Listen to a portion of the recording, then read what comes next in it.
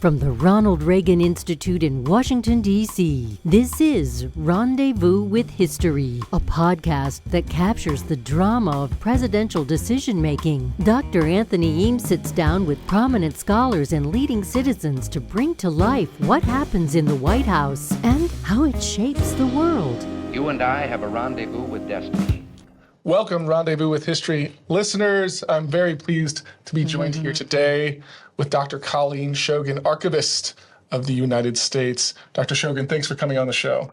Thank you. I'm really excited to be here today. Well, so Archivist of the United States is, one, a very cool-sounding job title if you're a historian like myself, but two, a job title that I think has a lot to unpack. There's a huge kind of portfolio for you to manage, specifically the National Archives and Records Administration. What does that entail? Preserving the nation's history and records, or more precisely, the nation's memory? What type of records do you curate? How do you keep this all together?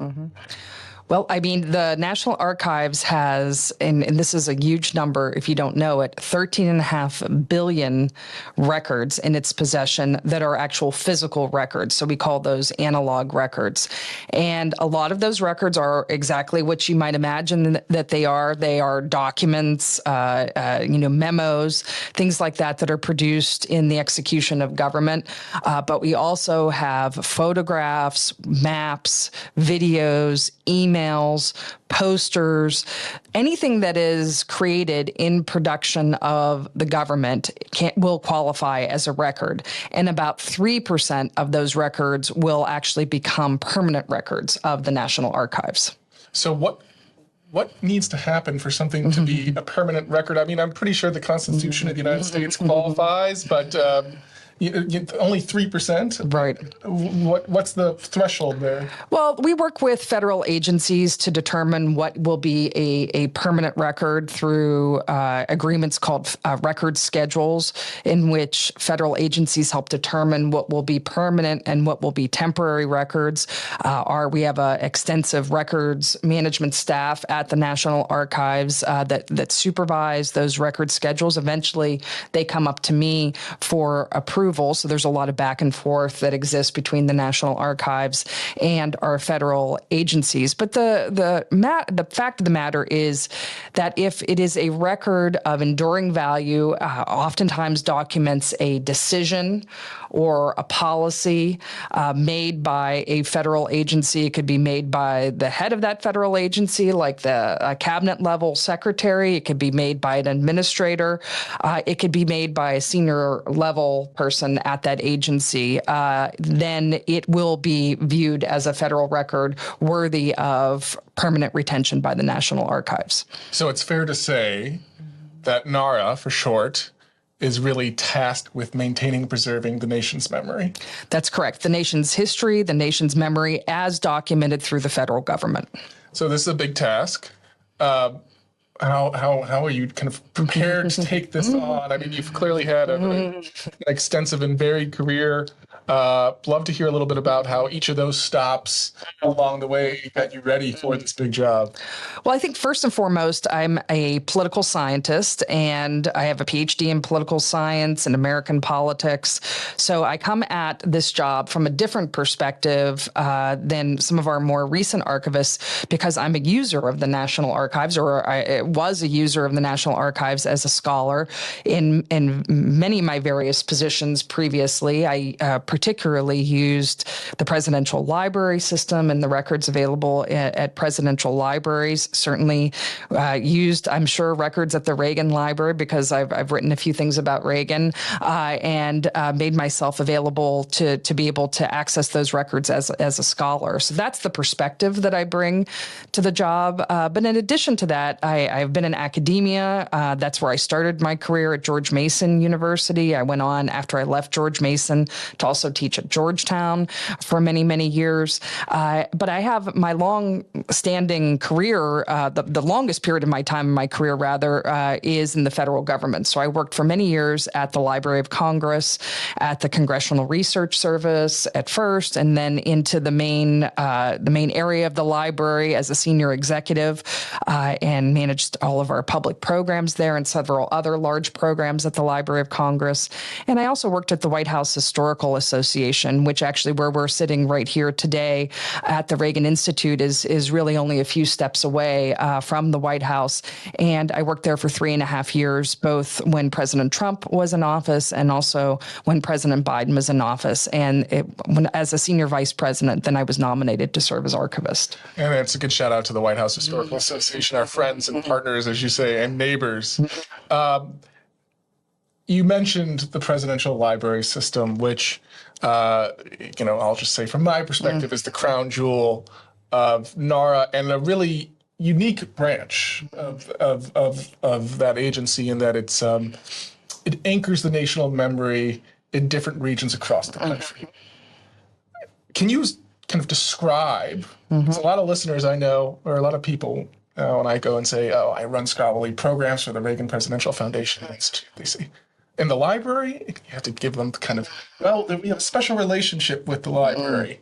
Can you describe the relationships between presidential libraries and the foundations that partner with them? Yes. Well, we wouldn't be able to do it without the presidential foundations that help support our libraries. And we do have foundations affiliated with all of our libraries that are in operation.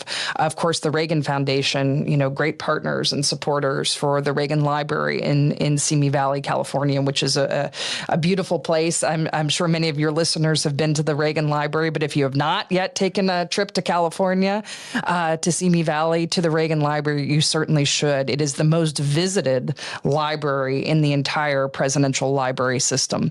So the National Archives operates many of the buildings at presidential libraries. For example, the exhibits. They operate certainly the research rooms, and then of course are in charge of all the records, the presidential records that are really the backbone, the crux of those libraries. And we do that. We operate things like the museum and other public outreach functions and educational engagement in partnership with the foundations, who often help support us in many, many ways, help raise money so that we can have new exhibits and updated exhibits at the libraries, raise money so that we can have fellowships to bring scholars to the libraries to use. I know many of my colleagues, when I was in graduate school, made themselves available to foundations, presidential foundations, and were supported by those foundations so they could travel to their respective presidential libraries to do research for their dissertations. And then a lot of our educational and public outreach efforts are either orchestrated by our presidential foundations or are supported by our presidential foundations. So once again, it's a partnership that's absolutely critical after the initial library is built, of course, with foundation funds or built through private funds. That relationship continues very successfully in all of our presidential libraries that exist. All the relationships are a little bit different, but there is a partnership that has to exist if that building and if that enterprise is going to be successful. It sounds like a lot of your work is building partnerships, maintaining partnerships. It is. I like to think that the working from foundations is probably the most enjoyable and easiest part of that. But you certainly have, in comparison, work with Congress, work with perhaps the federal judiciary, and maybe other private sector stakeholders. I know you're about to go onto the Hill to have some meetings after this podcast. Can you describe, those interactions? What are the challenges to those partnerships? What are the joys? What are the opportunities? Where do you want to move them forward? So we have, the records of Congress at the National Archives. When I say the records of Congress, I should be more specific. We have committee records and we have the floor records of Congress at the National Archives. And we, through the Center of Legislative Archives, and we make those records available to members of Congress. At times, members of Congress and their staff, they want to see those records for historical reasons. They may want to see them for policy-making reasons. They remain the legal owners of those documents. We are the caretakers. We hold those documents in trust for them, but due to separation of powers issues, because Congress is in the legislative branch of government, not the executive branch, they retain legal control and authority over those records while we hold them. I worked for many years in Congress, more years in the legislative branch than I've been in the executive branch. Given my time, I actually worked in the United States Senate before I came to the Library of Congress and the Congressional Research Service. So Capitol Hill is familiar territory for me in some ways, more familiar territory than in the executive branch. And we try to establish very strong relationships with members of Congress, any member of Congress. In fact, today, Senator Mike Rounds came and visited with some of his family to see the founding documents, which was terrific to be able to talk to him this morning. Yesterday, Representative Alexandra Ocasio-Cortez came with some of her constituents from Queens, New York.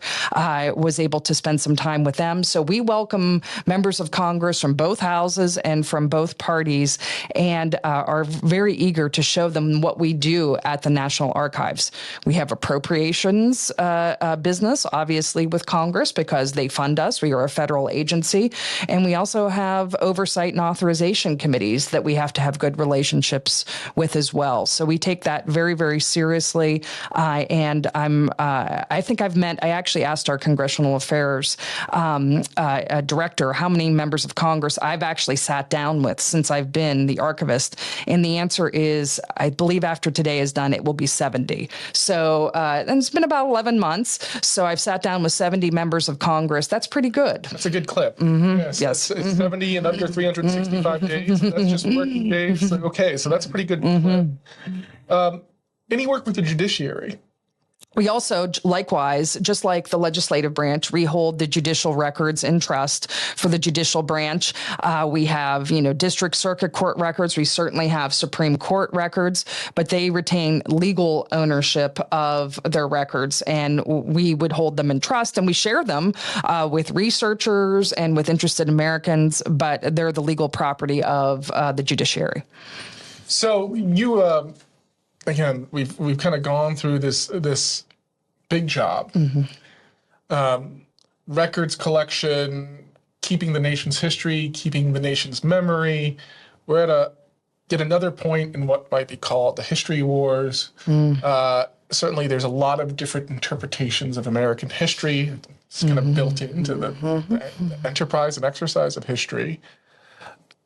Government trust seems to be at an all-time low across institutions.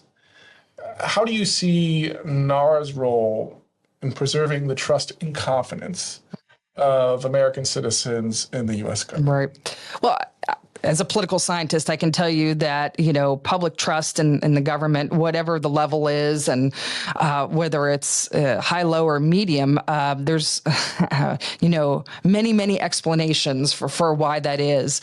So we will do our part at the National Archives. I don't think that we are the sole solution to that problem, but that does not mean that we can't try to help solve it. So some of the things that we try to do, and what we're doing since I became Archivist of the United States, I'm certainly doubling down on civics education. We're really making that more of a core mission function, bringing more staff on to be able to reach out to teachers, K-12 teachers, reach out to kids, so that we have the resources out there to understand how our government works. Because some of the reason why Americans don't trust government is there might be an uncertainty or lack of understanding or misunderstanding about why why government works the way it does or how government works or doesn't work. So education is certainly at the root and the heart of that.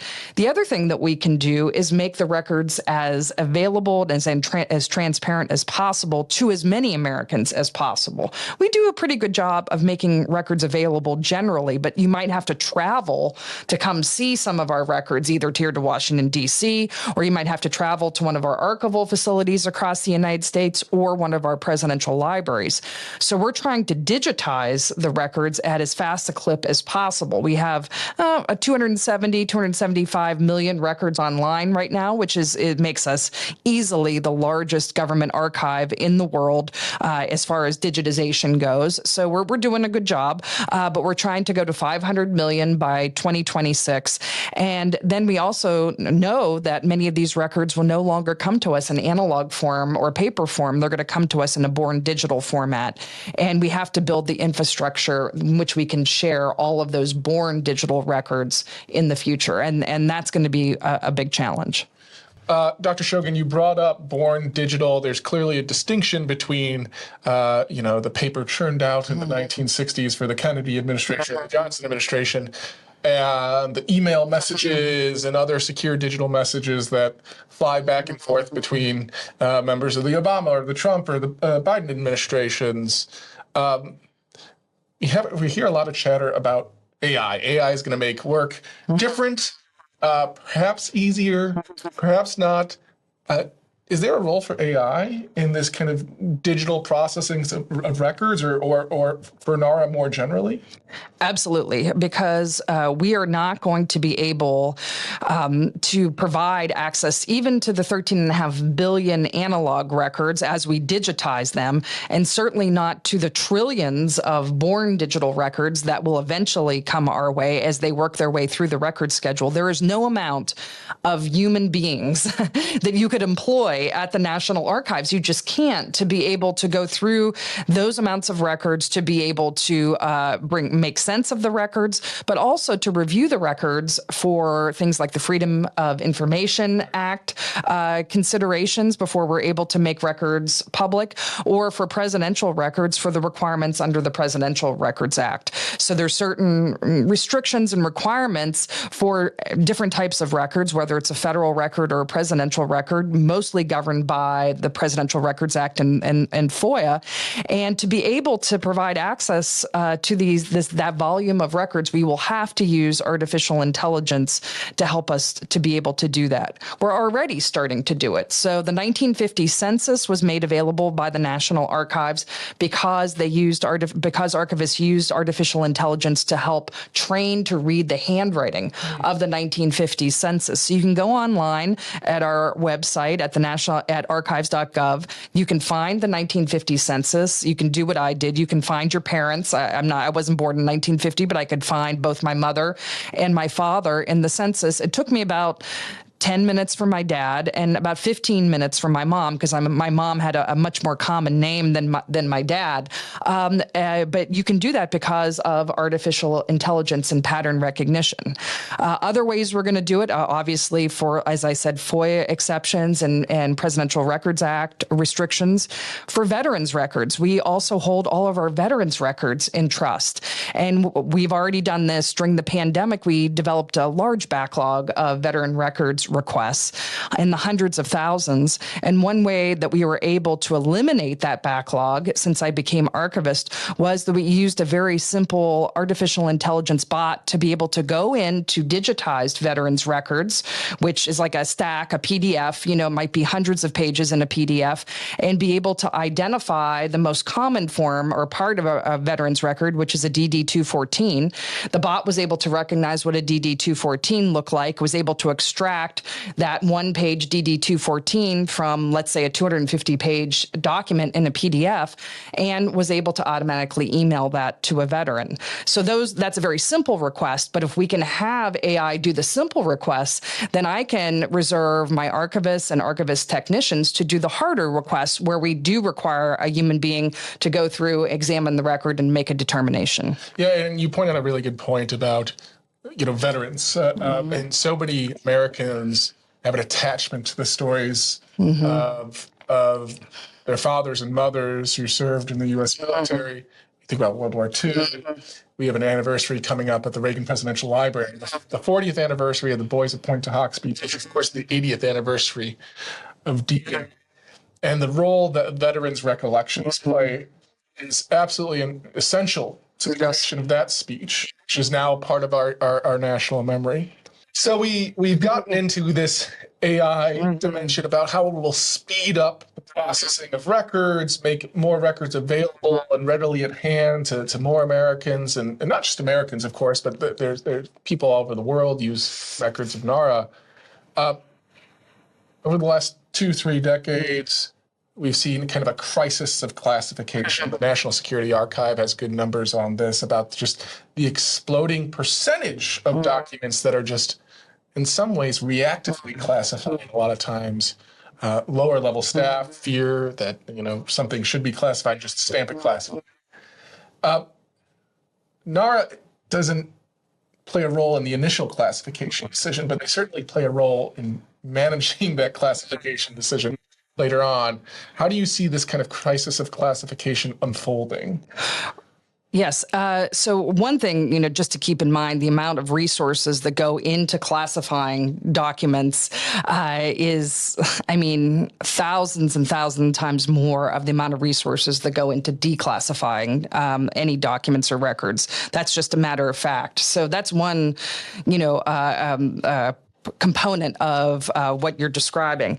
Now, you're right. The National Archives does not have any role in classifying documents. We also do not have a role in actually unilaterally declassifying documents. What we do, however, is we have a National Declassification Center, which was created under President Obama, and that's located in College Park, Maryland, at our building that we affectionately call Archives 2. And what we do at that facility is we bring together all the equity agencies that classify documents and information. It's really kind of a fascinating place to visit. Of course, you need very high, considerable classification to get into the National Declassification Center. But what you would see if you went in, I can tell you, is sort of rows and rows of people sitting next to each other they're led by National Archives specialists, right, our declassification experts. And what they are doing is looking at individual documents, which most classified documents are classified by more than one equity agency. So, for example, if the CIA and the Army had classified this particular record, then you would need to find representatives from both the CIA and the Army to declassify that particular record. Okay, and a lot of times, sometimes it's more than two equity agencies. There might be several. So that's why they are brought together, that to have representatives from those various agencies, so that they have the authority right then and there to be able to sign off on declassification. So it's slow work because of that is the way whoever classifies a document has to declassify it. So even if one agency would not sign off, then that document cannot be declassified. So it can be very slow work. We are also governed by executive order, right? Executive orders are typically set the policy for classification and declassification. So we have to follow those executive orders as well. So it's a resource issue. And I would say just very much by the nature of the work itself, it's very time consuming. Well, you've debunked my image of the Declassification Center as being that final scene in Indiana Jones. Rolling the ark into this big wooden crate. That's in Suitland, Maryland. That's another archives facility, but that's not the National Declassification Center. That's literally what that scene was based on. Yeah, well, it wasn't filmed there, but that's what it was based upon. So as they were going to shoot Raiders, they came out and wanted to look at different facilities that would give them a sense for the massive amount of boxes and information that would be at an archive. And they actually came to our Suitland, Maryland location, and they did not use that film, but they got a sense of what it looked like. So then they could build the set in that scene, which is so iconic. Yeah, every military historian out there tells you need to go to Suitland, and now this is a perfect sentence. Actually go. Mm-hmm. Well, we've kind of starting to get into the fantastical, which is a good opportunity to ask you some fun questions. Sure. One, You've been on the job 11 months. Surely you've seen some records that have just struck awe. And two, you don't have to name names, but some of the more kind of off the wall requests you may have received. Okay. Certainly aliens have came in there at some point that you received for some records release. So some of the, awe-inspiring records that I've seen that have really been really amazing as someone, a political scientist who studied American history. I'm a big fan of Ulysses S. Grant. I think the Grant, plays a really pivotal role in American history. So we frequently bring this document out for some of our visitors, but we have Lincoln's nomination of Grant to be General of the Union Armies, which is a popular record that we like to show visitors because of its historical importance. We have the radar plot of Pearl Harbor when Japanese planes were approaching Pearl Harbor, which of course was done just as a radar plot, not anything computerized. An actual member of the military, service member, sitting there plotting those planes as they were approaching and thinking that they were friendly planes. And then as the planes make that turn at the of the island, knowing that as they were hitting that approach, that they were not friendly planes, and in fact they were coming to attack the United States and attack Hawaii and our Navy. So that's an amazing record to see that just encapsulated what a moment in American history. Another one that I was really interested in was a record of John Wilkes Booth, actually, that was taken from him when he was at the boarding house after he was he had been determined that he was the Lincoln's murderer and the assassin.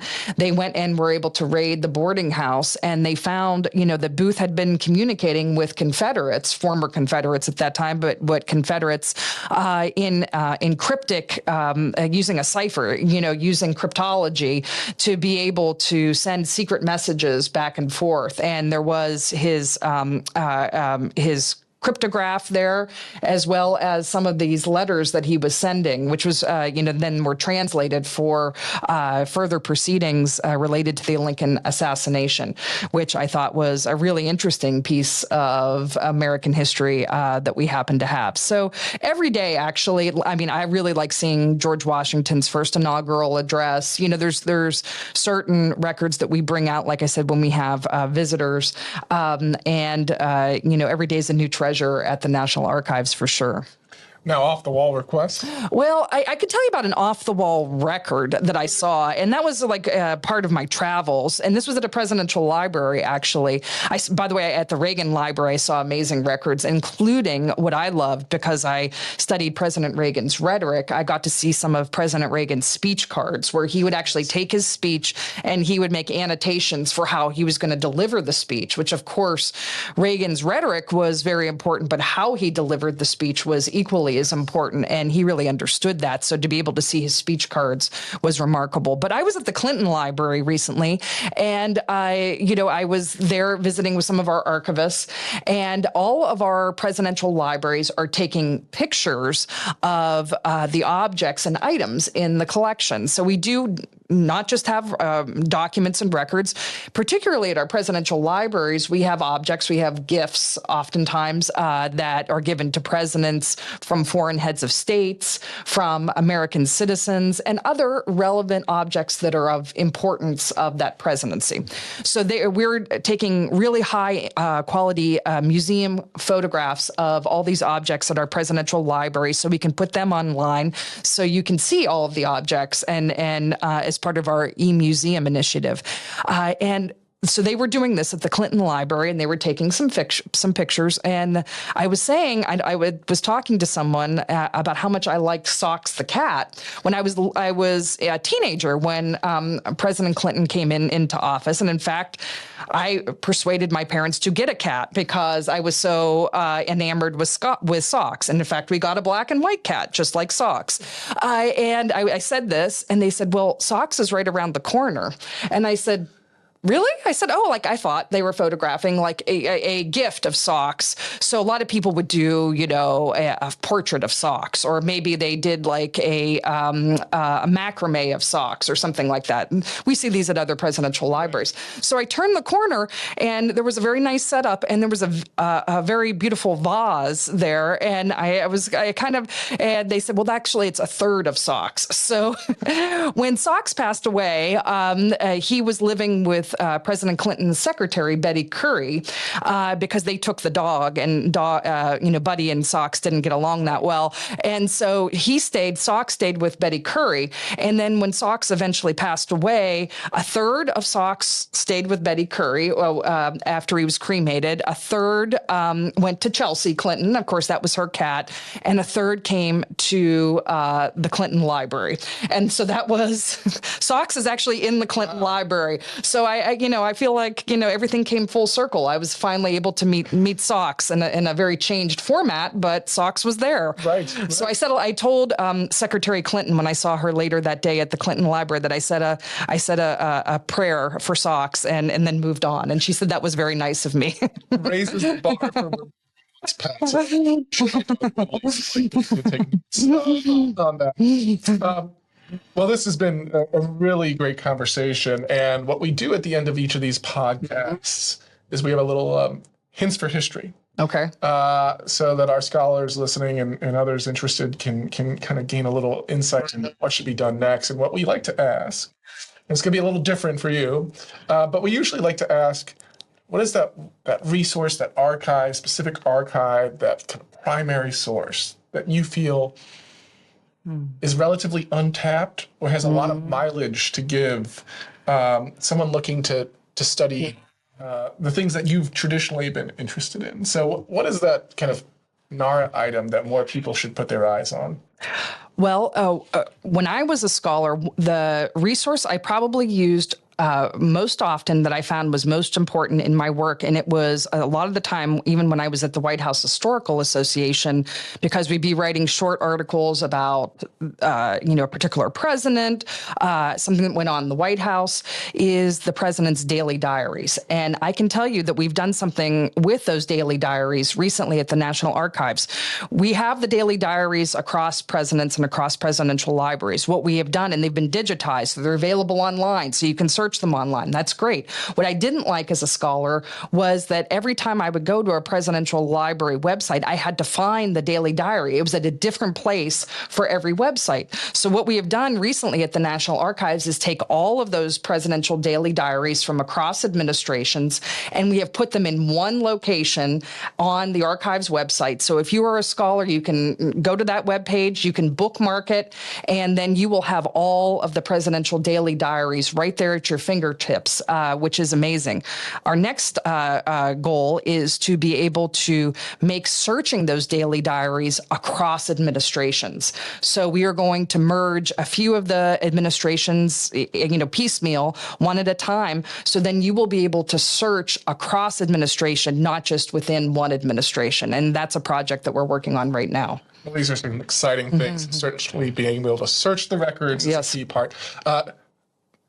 Dr. Shogan, Archivist of the United States, thank you so much for joining us on the podcast. This has been great. Thank you so much. Really an honor to be here today at the Reagan Institute. Thank you. Rendezvous with History is a podcast produced by the Ronald Reagan Institute's scholarly initiatives. You can learn more at ronaldreaganinstitute.org and follow along on social media at Reagan Institute.